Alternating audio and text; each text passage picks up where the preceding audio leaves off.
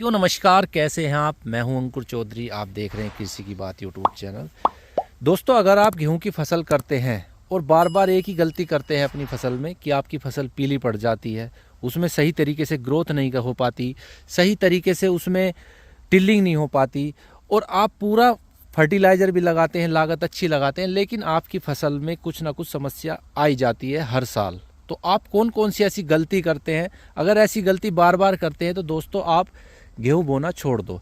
क्योंकि गेहूं की फसल एक ऐसी होती है, बहुत हल्की खेती होती है। मान के चलिए, अगर आपने इसमें कुछ भी गलत कर दिया तो एक ही झटके में हमारी फसल में बहुत सारा नुकसान हो जाता है।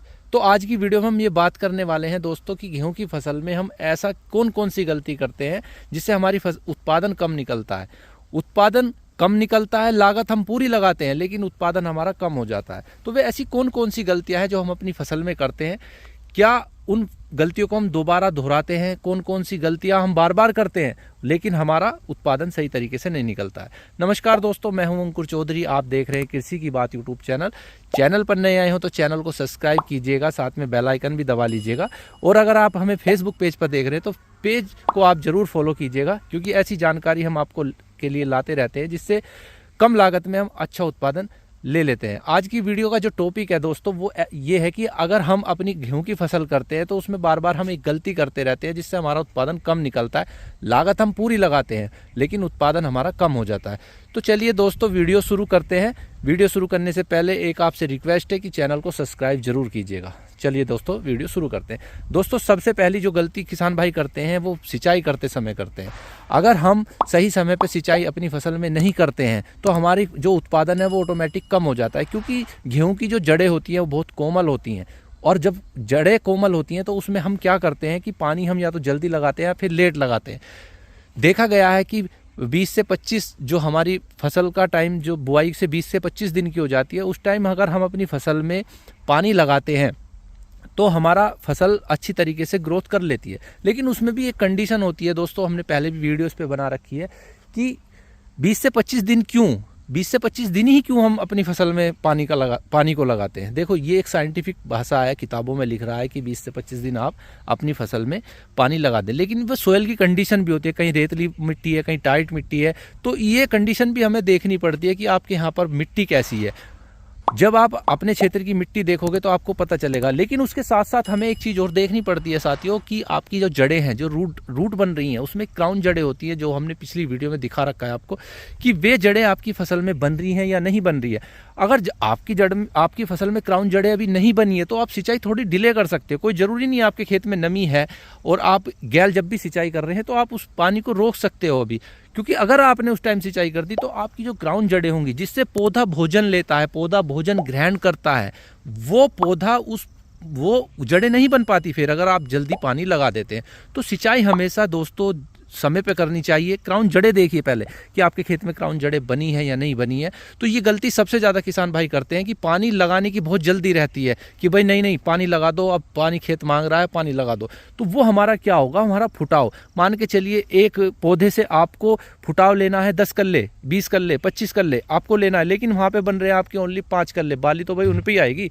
तो जब आपकी बाली नहीं बनेगी तो कल्ले नहीं बनेंगे तो बाली कहाँ से बन जाएगी? तो सिंचाई का बहुत अच्छा जो हमें देखना पड़ता है, क्राउन जड़ें देखिए, फिर अपनी मिट्टी की कंडीशन देखिए कि नमी अभी है या नहीं। तो पानी को थोड़ा सा रोक के दीजिए शुरू वाले को, और जितना हल्का पानी आप किसान भाइयों दोगे उतना ही अच्छा आपको जर्मिनेशन, जो आपकी टिल्लिंग होगी वो अच्छा निकलेगा, जर्मिनेशन बहुत अच्छा बनेगा, साथ के साथ बालियाँ बहुत अच्छी बनेगी। तो सबसे पहला जो दिक्कत होती है किसान भाई, सबसे पहली जो गलती करते हैं वो यही करते हैं कि पानी समय पर ना लगाना।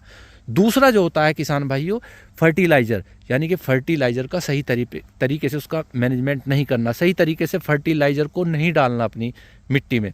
तो फर्टिलाइज़र हम बताते हैं आपको दोस्तों, नाइट्रोजन, फास्फोरस और पोटास, ये आप बुआई पे दीजिए। जो आपका नाइट्रोजन है यानी कि जो यूरिया है उसके आप 3 भाग कीजिए, बुआई पे 1 भाग दीजिए, और उसकी पोटास की और फास्फोरस की पूरी मात्रा आप बुआई पे दीजिए। उसके बाद आपको फास्फोरस देने की ज़रूरत ही नहीं है, क्योंकि जो पौधा, कोई भी फसल हो, जो पौधा मिट्टी से भोजन ले लेता है वो ऊपर से नहीं ले पाता। तो आप फास्फोरस और पोटास की मात्रा मिट्टी में लगा के दीजिए, और साथ के साथ 1/3 भाग उसका नाइट्रोजन का आप जो है हमें यूरिया के रूप में जो हम ले रहे हैं वो बुआई पे दीजिए। मैं आपको बता रहा हूँ बहुत अच्छा रिजल्ट, बहुत अच्छा जर्मिनेशन निकल के आएगा। तो इस तरीके से आप कीजिए। बचा हुआ जो आपका यूरिया है, जो आपका 2 भाग यूरिया बचा हुआ है, वो पहले पानी पर और दूसरे पानी पर उसकी पूरी मात्रा आप दे दीजिए।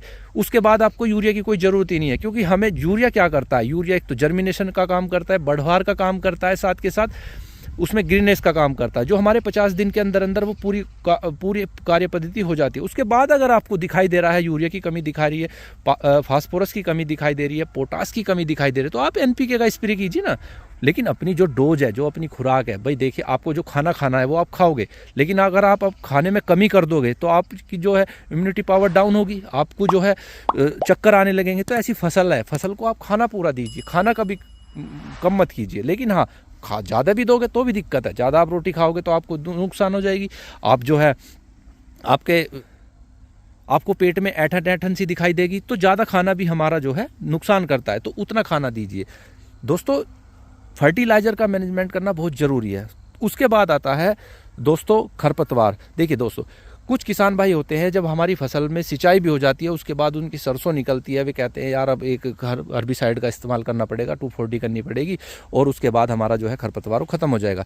दोस्तों, अगर आप लेट हर्बिसाइड का प्रयोग कर रहे हैं, खरपतवार नाशी का लेट प्रयोग कर रहे हैं, तो मैं आपको गारंटी देता हूँ आपकी फसल में झटका ज़रूर लगेगा।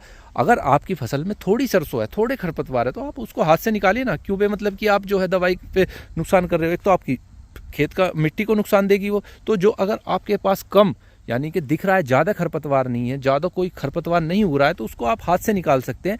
लेकिन अगर आप दिख रहा है कि भाई हमें हर्बिसाइड का प्रयोग करना ही करना है अपनी फसल में, तो आप एक काम कीजिए ना, आप जब आप इसकी बुआई करें उसी के बाद आप जो है हर्बिसाइड का प्रयोग किए, बुआई के बाद। लेकिन अगर आप 25 से 30 दिन के बाद हर्बिसाइड का प्रयोग करते हैं दोस्तों, तो आपकी फसल में एक झटका जरूर लगेगा। और झटका लगने के बाद आप उसमें किसी PGR का, बायोवीटा का, ग्रोथ प्रमोटर का, ऐसी का किसी का प्रयोग करोगे, जिससे होगा क्या दोस्तों कि आपकी फसल में लागत बढ़ जाएगी। वो करना है हमें, लेकिन उसे हमें कंडीशन देखते हुए करना है। तो आपको जो है क्या करना है, आप जो है समय से हर्बिसाइड का प्रयोग कीजिए। अगर समय के बाद हर्बिसाइड का प्रयोग करते तो आपको नुकसान अवश्य होगा ही होगा। तो दोस्तों, आपका पहला तो हो गया दोस्तों सिंचाई का, दूसरा हो गया आपका फर्टिलाइजर मैनेजमेंट का, तीसरा हो गया दोस्तों आपका हर्बिसाइड का। अगर आप इस्तेमाल करते हैं तो पीलापन आपके खेत में जरूर दिखाई देगा। तो दोस्तों, ये गलती किसान बार बार दोहराता है, तो इन गलतियों को सुधारना है। अगर आपको अपनी फसल से, गेहूं की फसल से अच्छा उत्पादन लेना है, अच्छी पैदावार लेनी है, तो आप जो है फर्टिलाइजर का मैनेजमेंट सही टाइम पे करें, हर्बिसाइड का प्रयोग सही टाइम पे करें। साथ के साथ सिंचाई पर विशेष ध्यान रखें। सिंचाई बहुत ज़रूरी होती है हमारी गेहूं की फसल में। गेहूं की फसल में सिंचाई का, पहली सिंचाई का बहुत अहम रोल होता है। जैसे अब वर्षा पड़ी थी, जिन किसान भाइयों के वर्षा के टाइम पे पहली सिंचाई आ रही थी, वो देखना उनका रिजल्ट, उनका जर्मिनेशन अलग ही होगा। आपने देखा भी होगा, जब हमारा खेत जो एक तरफ से उठा हुआ होता है और वहाँ पर हल्की सी सिला भी आती है, तो वहाँ बहुत अच्छा गेहूँ निकल के चलता है, क्योंकि उन्होंने हल्की सिंचाई की थी, हल्का पानी वहाँ बस नमी उनको मिली थी। तो पहला सिंचाई बहुत ज़रूरी है। तो दोस्तों, वीडियो आपको कैसी लगी? अगर इस वीडियो में थोड़ा सा भी आपको सच्चाई लगती है तो हमें कमेंट बॉक्स में ज़रूर बताना, और साथ के साथ चैनल को सब्सक्राइब कीजिएगा। वीडियो अगर आप फेसबुक पर देख रहे हैं तो पेज को फॉलो कीजिएगा, वीडियो को लाइक ज़रूर कीजिएगा। धन्यवाद।